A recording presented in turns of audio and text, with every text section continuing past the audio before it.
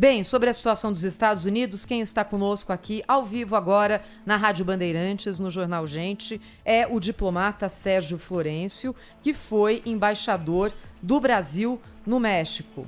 Bom dia, diplomata, o senhor está bem?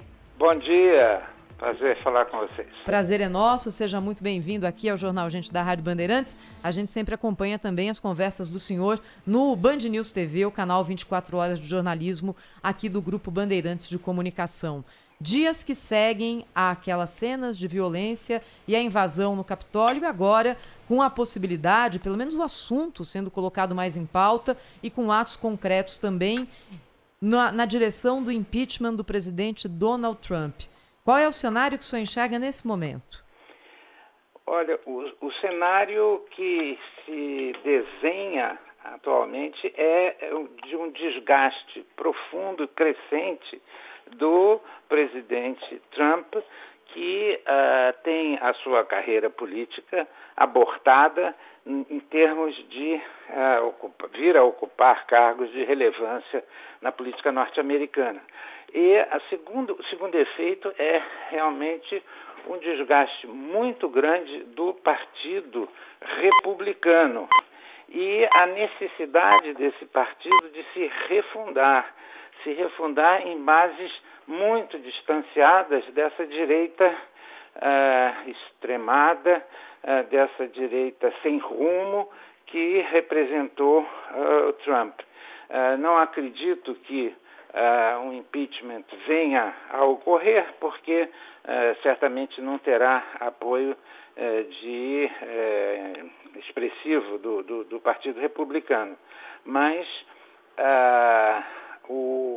esse acontecimento dramático representa um dos eventos mais importantes recentes no mundo, porque deixou muito claro o propósito desses movimentos de populismo de direita que acontecem no mundo, não só nos Estados Unidos, mas na Polônia, na Hungria, no Brasil. E então eu acho que foi uma tragédia que representou uma lição para a humanidade e com efeitos certamente sobre países, inclusive países latino-americanos e particularmente o Brasil. Bom, para todos nós foi um susto, né? Parecia uma cena de filme, daquela de invasão de ET em Washington, parecia um negócio inacreditável. Imagino para o senhor, né, que lidou diretamente com isso, imagino como deve ter sido espantoso para o senhor. E eu queria perguntar, porque para além da loucura de um homem, do presidente, infelizmente ainda, você tem uma legião que segue cegamente as palavras ainda de Donald Trump. Que tipo de cenário o novo presidente dos Estados Unidos vai enfrentar, levando em conta essa multidão que acompanha a loucura de Trump, embaixador? Eu acredito que o governo Biden, ele certamente terá a dificuldade, em termos de participação popular, de enfrentar esses movimentos extremistas, né, que chegaram a ponto de ocupar o Capitólio. Mas a grande parte da sociedade americana realmente não comunga desses objetivos. E o Partido Republicano, ele realmente terá, e acredito que fará, uma grande revisão nas suas posições, né? E acredito que em termos de movimentos populares, insurreições localizadas, isso certamente acontecerá, porque há muito descontentamento também na sociedade americana, descontentamento resultante do fato de que o crescimento econômico nos Estados Unidos, ele vem sendo um crescimento econômico concentrador de renda, um crescimento que não beneficia, não tem beneficiado, como antes beneficiado, o conjunto da sociedade. Então, essa concentração de renda, esse desencanto de populações do cinturão da ferrugem, que são essas cidades que eram cidades industriais importantes como Detroit, que se transformaram em cemitérios industriais. Então há um descontentamento profundo na sociedade americana. Agora, esse incidente, eu acho que ele deixa muito claro que o caminho não pode ser esse caminho populista, demagógico, né, que vinha sendo seguido por Trump. Então, eu acho que certamente Biden vai enfrentar dificuldades, né, sobretudo em função de poderia chamar de insurreições localizadas, mas, num certo sentido, essa tragédia fortalece essas forças mais racionais, mais moderadas da política norte-americana. O embaixador Sérgio Florencio, ao vivo conosco aqui no Jornal Gente da Rádio Bandeirantes. Embaixador, esse ato de invasão do Capitólio mostrou para o mundo um movimento pequeno, barulhento, mas muito preocupante, que é o tal do QAnon. Um movimento que tem crenças ali absolutamente desconectadas da realidade, mas que movimenta muita gente, principalmente em redes sociais. O senhor, como embaixador, identifica movimentos como esse hoje como uma tendência em outros países também? Qual que é o grau de preocupação que a gente deve ter com esses movimentos extremistas que surgem na internet, que se mostram, por exemplo, dispostos a praticar atos tão inusitados e descabidos, violentos como o que a gente viu acontecer nos Estados Unidos nessa semana, mas que fazem barulho também e pelo barulho conseguem ter atingir os seus objetivos de comunicação. Isso é uma tendência, embaixador? Essa pergunta é muito boa, porque eu acho que a grande ameaça, né, à democracia, ela resulta exatamente da emergência desses pequenos movimentos extremistas que, com as redes sociais, assumiram uma importância muito grande. Então, de fato, existe essa ameaça em países, sobretudo, onde o sistema político tem uma fragilidade maior ainda que nos Estados Unidos, como é o caso do Brasil, como é o caso da Polônia, da Hungria, que são países que emergiram recentemente, né, do bloco soviético. Então, esses países sofrem um risco maior de ruptura institucional, né?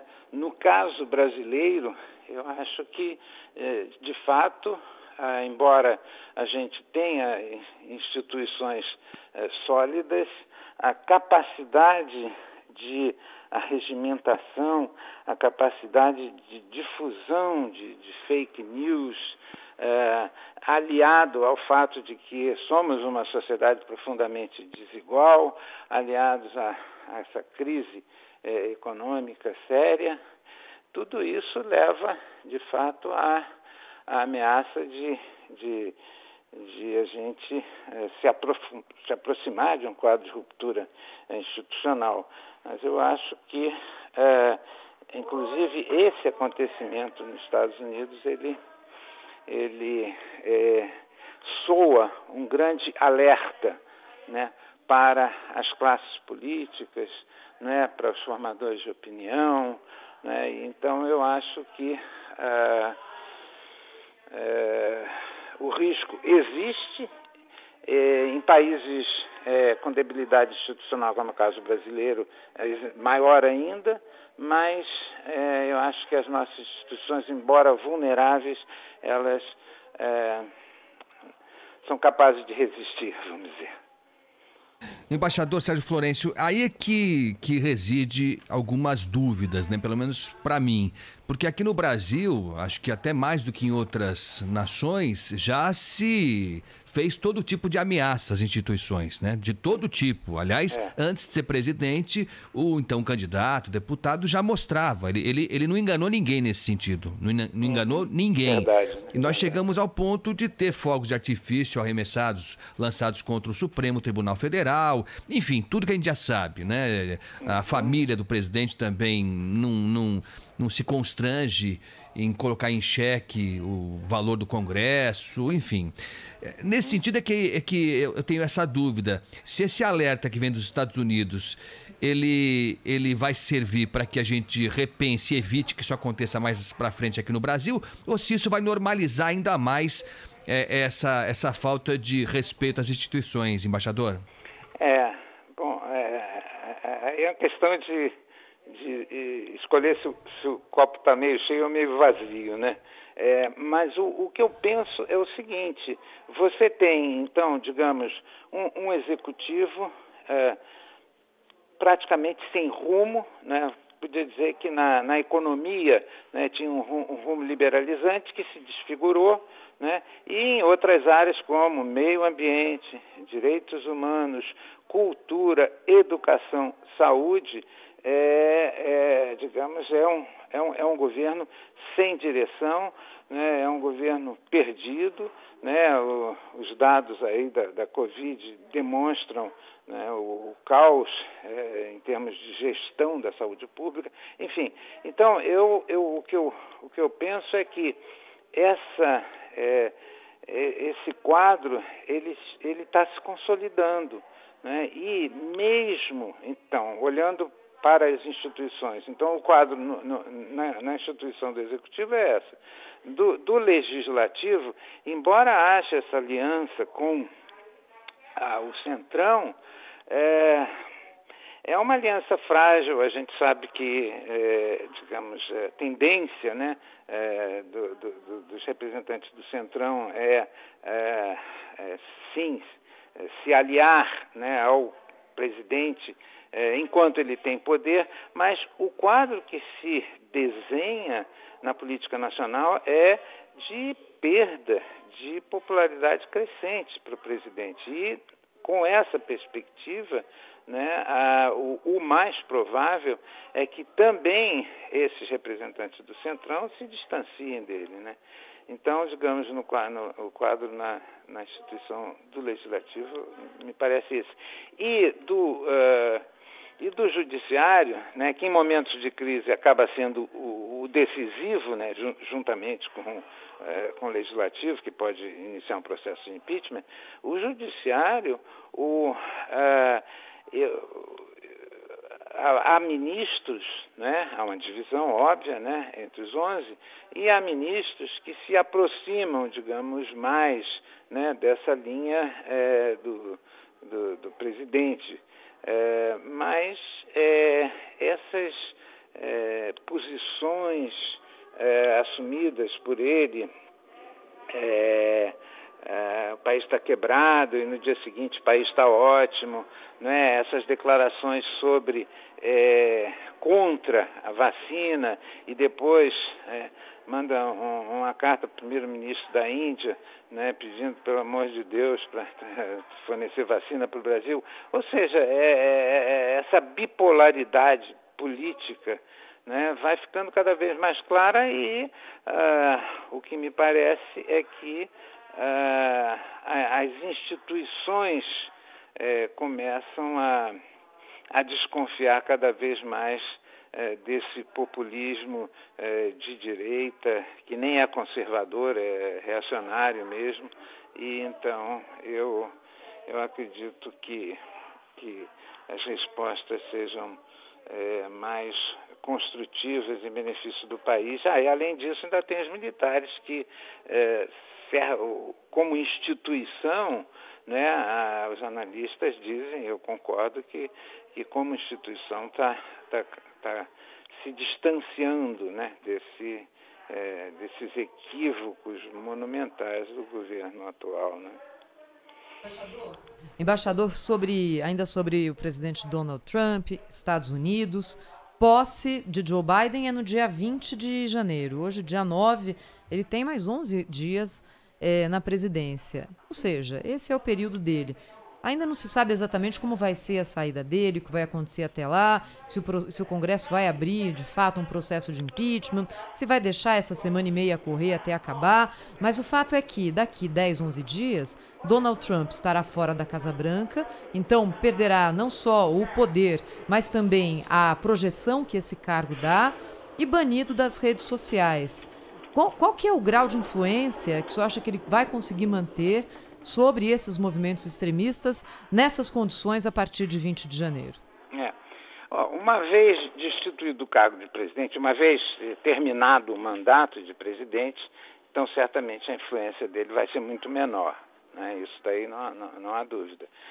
Ao mesmo tempo, é natural que o Partido Democrata tenha tido representantes, com Pelosi, por exemplo, levantando a questão do impeachment, questão, aliás, que já havia sido levantada antes. Isso é natural. Agora, a possibilidade disso acontecer é muito pequena, porque o prazo, né, é muito exíguo e há muitos que começam a considerar que um processo de impeachment, digamos, há pouquíssimos dias, né, do final do mandato de um presidente, vai ser ainda, digamos, um desgaste institucional, né, talvez desnecessário, não construtivo, né, para a sociedade americana. Então, eu vejo como muito improvável um impeachment do presidente Trump nessa conjuntura. Agora, o que eu vejo como altamente provável é, de fato, uma grande revisão de estratégia, de tática política, né, de atuação popular do Partido Republicano. Então, eu acho que essa política profundamente equivocada do Trump, seja em termos de política internacional, a saída do Acordo de Paris, né, políticas confrontacionistas em relação à OTAN, né, digamos, um relacionamento sempre à base de criação de arestas com Macron, né, com Angela Merkel, né, isso, então, todas essas políticas, seja no plano internacional, seja no plano da saúde, né, as hesitações, tudo isso eu acho que contribui para uma percepção por parte do Partido Republicano de ter uma postura de maior moderação para ver se eles resgatam aquele apoio popular que tiveram e a tradição de ser o partido do presidente Lincoln, né?